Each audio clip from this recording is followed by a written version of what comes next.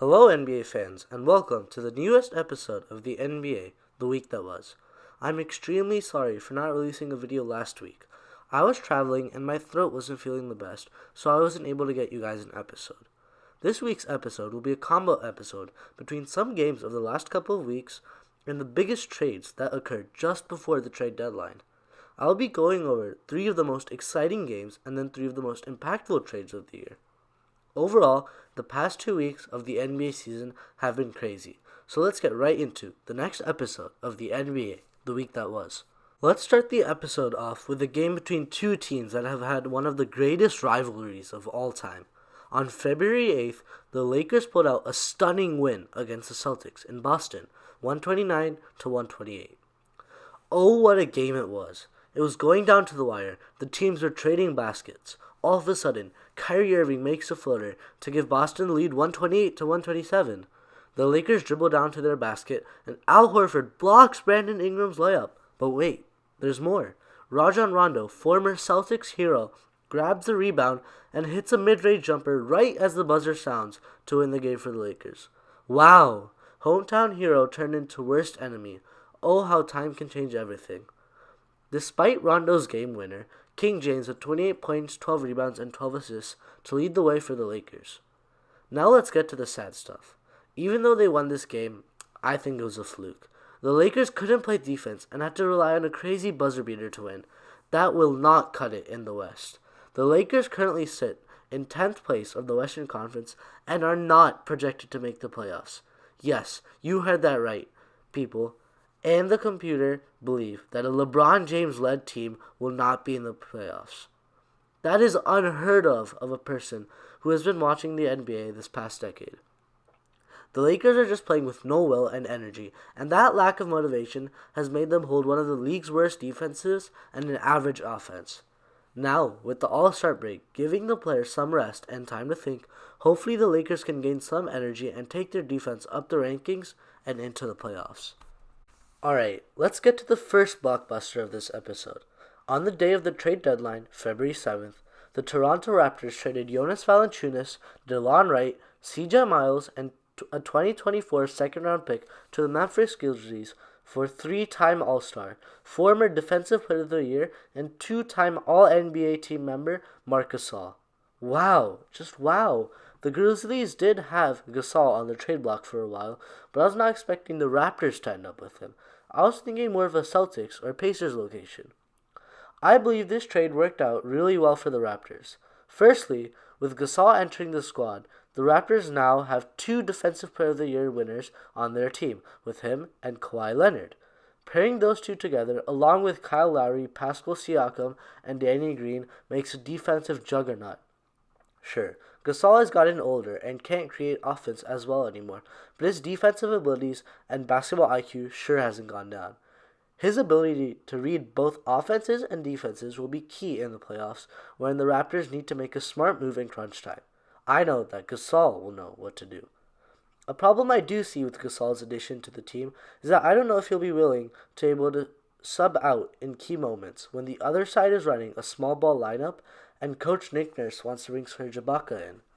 Hopefully he does, because this addition helps the Raptors' case in being a lead contender for the title this year. Now let's go to what the Raptors lost this year and the Grizzlies gained. Valanciunas and Wright were both having decent seasons, but not like their production last year. Fred VanVleet had taken more of Wright's minutes, so he wasn't as useful, and Ibaka was doing the same for Valanciunas' minutes. Miles wasn't even playing anymore due to the fact that he wasn't nearly as good as he was last year at hitting threes. So overall, the Raptors don't lose too much in this deal because they want to contend now, and Gasol helps them do that better than Jonas, DeLon, and CJ could have done for them. Now the Grizzlies are in full tank mode. They started the year off great and were even in first at one point, but then they came down to earth and currently sit in 14th place. Gasol wasn't helping them lose games, and they gained a quality role-playing center and shooting guard that will help down the road. I do think the Grizzlies could have acquired a first-round pick for Gasol, but I guess they were in desperation to get him out of there. Overall, the Raptors did win this trade, but the Grizzlies don't lose out on too much here.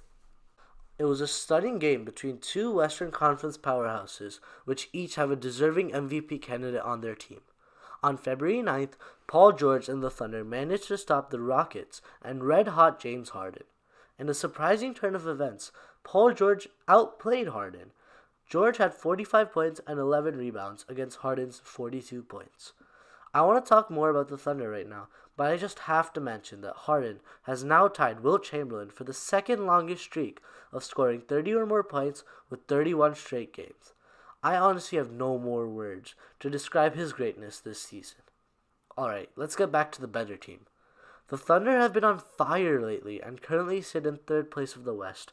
I believe there have been three key parts in this rise up the rankings for the Thunder. Firstly, Paul George's career season. George is having the greatest season of his career. Paul is averaging 29 points, 8 rebounds, 4 assists, and 2 steals a night. The 29 points, 8 rebounds, and 2 steals are all career highs. He is shooting the ball with consistency and has been a top 3 player this year. It always blows my mind as to how much talent currently resides in the NBA. There are at least 5 players who deserve an MVP award this year, and Paul is one of them. He has become the main option for OKC whenever he is on the floor, which leads me to my second point. Westbrook's willingness to take a blow to his ego and let George be the number one option has really helped the Thunder. Westbrook understood that the first option for a playoff team can't be shooting 40% from the floor and 25% from 3, so he let Paul George take his spot as the main option for the Thunder. Without this happening, the Thunder would not play the same way they are right now and would not have been nearly as successful. I never used to be a fan of Westbrook, but the way he dealt with the situation that I mentioned, I've gained some respect for the man. My third and final point is quite simple. You will always be a good team if one of your players is averaging a triple-double for the third consecutive year. Kudos to you, Russell Westbrook and Paul George. Now this is the trade that no one was expecting and was the biggest move of the whole season in my eyes. Tobias Harris, the Los Angeles Clippers' unsung hero, was traded to the Philadelphia 76ers. Teammates Boban Marjanovic and Mike Scott also moved along with him. In return for the should-be All-Star in Tobias Harris, the Clippers received standout rookie Landry Shamet. They received Wilson Chandler, Mike Muscala, a protected Sixers 2020 first-round pick, a very valuable unprotected 2021 Miami Heat pick, and 2 second-rounders as well. First, let's talk about the Clippers' decision and how it works out for them. The Clippers made a smart chess-like move. They were sitting in 9th place and would have been battling against 4 other teams just to make the playoffs as an 8th seed in the West and to be swept by the Warriors. They knew it was time to help the future and not win now, but down the road. Losing Tobias Harris is obviously a loss that will help you lose games and help the Clippers gain a lottery pick for next year's draft. They also gained 2 valuable trade assets in the first-round picks and a great building block in rookie shooting guard Landry Shamet. Overall, this was a smart trade for the Clippers. For the Sixers, on the other hand, it was a risky move that could pay dividends. Losing 3 valuable assets for a 5-month rental is very risky. Harris is a free agent next summer, and chances are he won't re-sign with the Sixers. However, gaining a player who is averaging 18 points and 7 rebounds a night and adding him to a team with 3 former All-Stars is also pretty cool. Harris's ability to be a stretch 4 and nail the 3 with consistency will free up more area in the paint for Joel Embiid and Ben Simmons to dominate. They tried to use Wilson Chandler for that, but he wasn't the greatest. Teams could put their worst defenders on Wilson and get away with it. This will not happen with Harris. They need a capable defender for him. To recap the whole situation, the Sixers made a double-or-nothing move, while the Clippers played their cards right and have a win-win situation. Time will tell who the ultimate winner of this trade was. Well, speaking about Tobias and the Sixers, why don't we look at a game of theirs? A potential Eastern Conference Finals matchup between the Celtics and the 76ers unfolded on February 12th. The Celtics took the win in a close one, 112-109. With Kyrie out, it was the other veterans in Gordon Hayward and Al Horford which led the way for the Celts. Hayward had 26 points on 6 threes made in a game which silenced all his haters. He has been struggling to get back to where he was since his gruesome leg injury last year, but games like these show us that the real Hayward is still in there. The main man of the night was Al Horford. His defense against Embiid is possibly the best that any center can do against Joel. He held Embiid to 23 points on 9 and 22 shooting. That isn't good by Embiid standards, so don't worry. Horford also played well on the offensive end. He had 23 points and 5 assists to go along with 8 rebounds. I'm going to talk a bit about what I think is going on with the Celtics.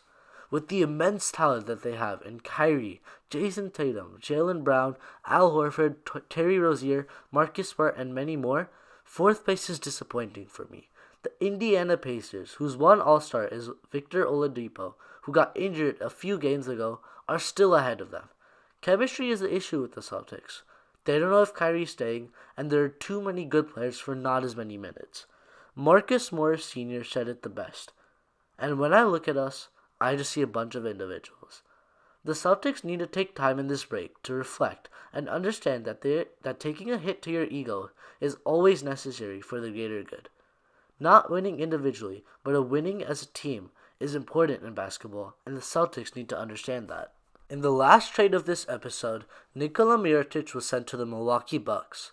The Pelicans received Jason Smith, Stanley Johnson, and 4 second-round picks as compensation for the European big.